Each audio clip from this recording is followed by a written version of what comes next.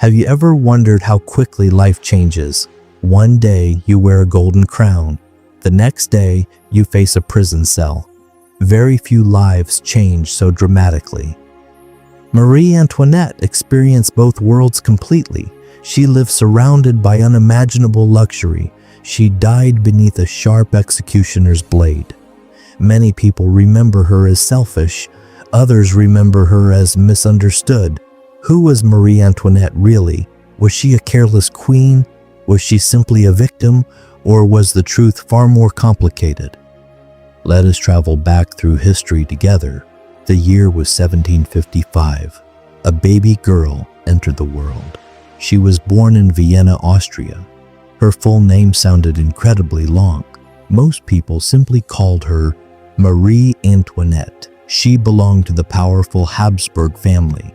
Her mother was Empress Maria Theresa. She ruled one of Europe's greatest empires.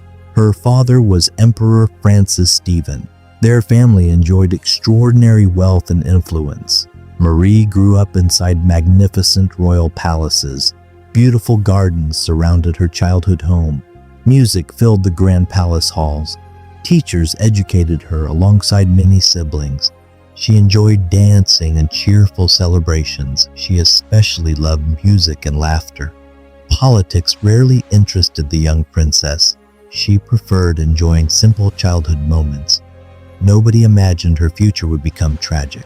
Nobody expected history would remember her forever. During those years, Europe depended heavily upon royal marriages. Kings and queens arranged marriages carefully. Love rarely influenced those important decisions. Marriage often created powerful political alliances. Austria and France wanted lasting peace. Their leaders searched for a perfect solution. That solution became young Marie Antoinette. She was only 14 years old. Her childhood ended far too quickly. One royal decision changed everything forever. Marie Antoinette quietly left her beloved homeland. She kissed her family one final time. Tears filled many loving eyes. Nobody knew they would never reunite. The long journey toward France began. Every mile carried greater responsibility. Every mile carried hidden uncertainty. She crossed the border into France. Tradition demanded one unusual royal ceremony. Everything Austrian had to remain behind. Her clothes were carefully removed. Her jewelry stayed behind completely. Even her loyal servants departed. She entered France with nothing familiar. She would become completely French. The young princess felt frightened. She also felt completely alone. Soon she met her future husband. His name was Louis Augustus. One day, he would become King Louis XVI. Their marriage united two powerful kingdoms. It promised peace between old enemies. The wedding attracted enormous celebration. Nobles filled magnificent royal halls. Musicians performed joyful melodies throughout the palace. Fireworks brightened the Paris night sky. Thousands celebrated the royal marriage. Yet behind every smiling face, pressure quietly surrounded the young couple. Marie Antoinette had entered a completely different world. Everything inside Versailles appeared unbelievably magnificent. Golden ceilings reflected brilliant candlelight. Beautiful mirrors stretched across endless rooms. Elegant gardens surrounded the enormous palace. Fountains danced beneath the warm sunlight. Visitors admired its breathtaking beauty. Versailles represented unimaginable royal wealth. Marie admired her beautiful surroundings. She loved elegant dresses and fine jewelry. She enjoyed music, dancing, and theater performances. She invited talented musicians into the palace. She created beautiful private gardens. She searched for happiness in simple pleasures. Still, life inside Versailles felt surprisingly lonely. Every movement attracted public attention. Every decision invited harsh criticism. Every mistake became royal gossip. She constantly lived before watching eyes. Nothing remained truly private anymore. As years quietly passed, France faced growing economic difficulties. Harvests became increasingly poor. Food prices continued rising rapidly. Many families struggled every single day. Bread became painfully expensive. Ordinary workers earned very little money. Children often went hungry. Parents worried about tomorrow. Meanwhile, the royal palace continued spending extravagantly. Whether fairly or unfairly, many people blame the queen. Stories about her spread quickly. Some stories contained truth. Many stories contained exaggeration. Others became completely false. One famous story followed her forever. People claim she once said, "Let them eat cake." Historians strongly question that quotation. There is no reliable evidence Marie Antoinette ever spoke those words. Yet the story spread everywhere. Many people believed it immediately. The queen slowly became unpopular. Newspapers criticized nearly everything she did. Political enemies attacked her reputation constantly.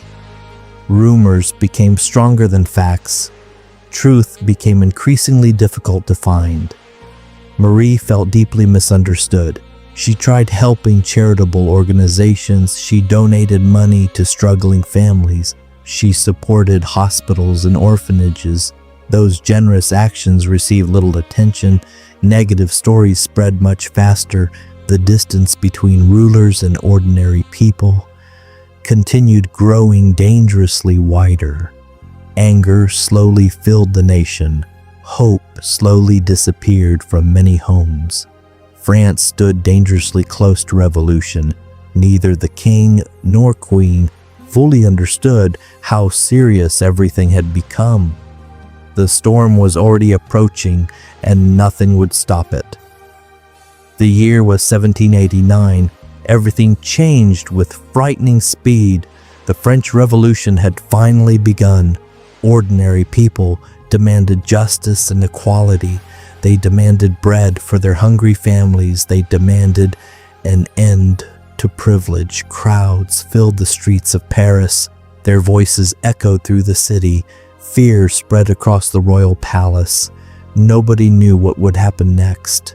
The king appeared uncertain and hesitant. Marie Antoinette became increasingly worried. She feared for her children. She feared for her husband. Most importantly, she feared for France itself. Soon, thousands of angry protesters marched toward Versailles. Women led much of the enormous crowd. Many carried farming tools and weapons. Others carried nothing except desperate hope. They wanted bread. They wanted change. They wanted the royal family to listen. The palace gates could not stop them. The crowds entered Versailles with overwhelming force. Several royal guards lost their lives. Chaos filled the magnificent palace. Marie Antoinette hurried toward her children's room. Her first thought was protecting them. Nothing mattered more than her family. The royal family escaped only moments before. That single decision saved their lives. The following morning, the king faced an impossible choice. He agreed to leave Versailles. The royal family traveled to Paris, not as respected rulers, but as prisoners under constant watch. Their beautiful palace stood behind them forever. They would never return again. Life changed beyond recognition. Luxury disappeared almost overnight. Freedom disappeared even faster. Soldiers guarded every doorway. Every visitor faced careful inspection. Every conversation risked being overheard. The royal family lived surrounded by suspicion. Still, Marie Antoinette refused to abandon hope. She believed peace remained possible. She believed France could still recover. Those hopes slowly disappeared. Friends secretly encouraged the family to escape. A careful plan was prepared. Everything depended upon perfect timing. One dark evening, the family quietly left Paris. Disguises hid their royal identities. They traveled through the countryside silently. Each passing mile brought fresh hope. Perhaps freedom remained within reach. perhaps another beginning awaited them.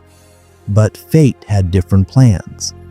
A local postmaster studied their faces carefully. He recognized King Louis immediately. Word spread incredibly fast. Soldiers quickly surrounded the frightened family. Their escape ended before reaching safety. They were brought back to Paris. Crowds watched them with angry expressions. Many people now believed the king and queen had betrayed their own nation. Trust completely disappeared. The situation became hopeless. Months later, the monarchy officially ended. France declared itself a republic.